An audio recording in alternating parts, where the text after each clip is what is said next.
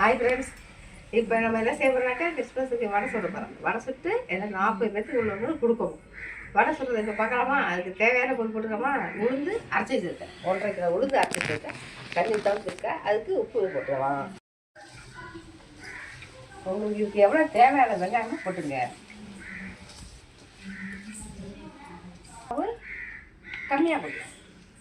கொஞ்சோண்டு முறுமுறுப்பு கட்டி போட்டுக்கலாம். அவ்வளோதான். இப்போ நாங்கள் கிறிஸ்மஸுக்கு இப்போ தான் பழம் சுடுவோம், சுட்டு கொடுப்போம். நீங்கள் எப்படி கொடுப்பீங்கன்னு சொல்லிட்டு கமெண்ட் சொல்லுங்கள். இதுதான் வடை சுடுறப்ப காட்டு. நம்ம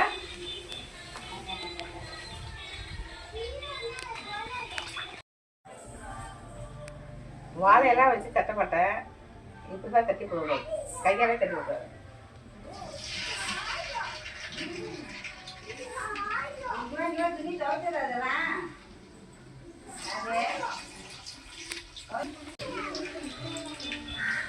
வடை பார்த்துக்காது.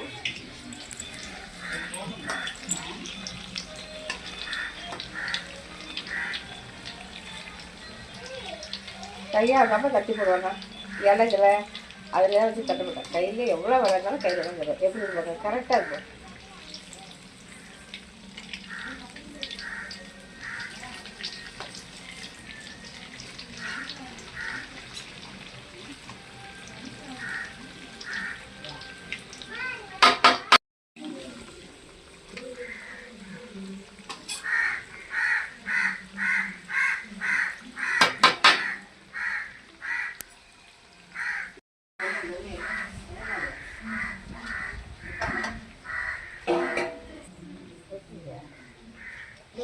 இந்த பாத்திரத்தில் அப்படி எடுத்துட்டு நல்லா முறு வடை, நல்லா உளுந்து வடை. உளுந்த ஊற வச்சோடனே ஒரு அரை மணி நேரம் ஊற வைங்க போதும். அப்போ தான் உங்களுக்கு இந்த வடை நல்லா ருசியாக வரும். எண்ணெய் இருக்காது.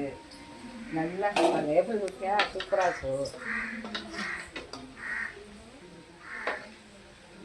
நல்லா பந்து பந்தாக இருக்கு பாருங்க. உங்களுக்கு பார்க்கும்போது தெரியும், நான் சொல்ல வேண்டியதில்லை. பார்க்கும்போதே உங்களுக்கு வடை தெரியும். கிட்ட கிடைச்சோம். இது மாதிரி எடுத்துங்க. இதே மாதிரி செஞ்சு ட்ரை பண்ணுங்க.